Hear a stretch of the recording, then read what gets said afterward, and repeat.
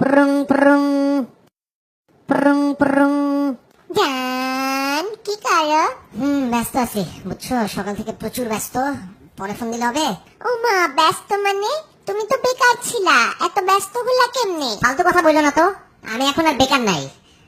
আমি এখন একটা চ্যানেলের মালিক, হ্যাঁ, এবং শুধু মালিক না, এখানে আমার নিজের রিয়েলিটি শো আছে। বুঝো এগুলা? হ্যাঁ, রিয়েলিটি শো বুঝো? নাম শুনছো কোনোদিন?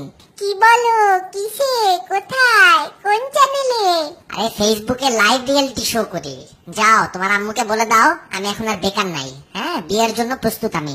কিন্তু শোনো, 7 মাসের মধ্যে কিন্তু বিয়ের কোনো শিডিউল দিতে পারবো না, ব্যস্ত আছি, বুঝতেই তো পারতেছো।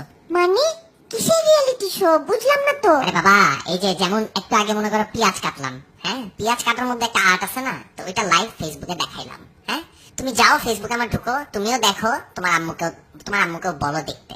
একটা ছেলে মানে বলতে পারবা গর্ব করে যে দেখো ছেলেটা কিন্তু পেঁয়াজ কাটতে পারে। অত্র এলাকায় খুঁজে কিন্তু আমার মতন পেঁয়াজ কাটাওয়ালা ছেলে পাবা না। এই তুমি কি আবার নেশা শুরু করছো আবার? হ্যাঁ, কি উল্টাপাল্টা কাজ করতেছো এগুলা? না না, আমি জানতাম তুমিও যে বাকিদের মতো জেলাস আমার রিয়েলিটি শো নিয়ে, আমি জানতাম। হ্যাঁ, বাঙালি তো মনে করো কারো উন্নতি আর সুখ সহ্য করতে পারবে না। শুধু পেঁয়াজ কাটার লাইভ না, কিন্তু আস্তে আস্তে আরো মনে করো আরো ডিটেলসে যাব। মানে কি? আরে বাবা, মনে করো যেমনি পেঁয়াজ কাটার লাইভ দেখাইলাম, হ্যাঁ, এইভাবে ভাঙ্গা রাস্তায় সকালে হাঁটাহাঁটি করতেছিলাম, ওইটার একটা লাইভ দেখাইলাম। তারপর ধরো এই যে একটু আগে 1 গ্লাস দুধ খাইলাম, ওইটার লাইভ দেখাইলাম। আর মাছের কাটা বেচে বেচে খাইতে পারি, এটাও দেখাইলাম। ও, কই মাছ কিন্তু, অন্য কোনো মাছ না। কাটা বেশি, বাঁচতে কষ্ট, তাই জনগণের জন্য দরকার কেমনে বাঁচতে হয়, মনে করো মাছের কাটা কিভাবে সূক্ষ্মভাবে বের করে কই মাছটা খাইতে হয়, এটা তো মনে করো আমার দেখাইতে হবে। আমি তো এখন একটা নর্মাল মানুষ না, আমি কিন্তু সেলিব্রিটি। অসুস্থ হয়ে গেলেন নাকি তুমি?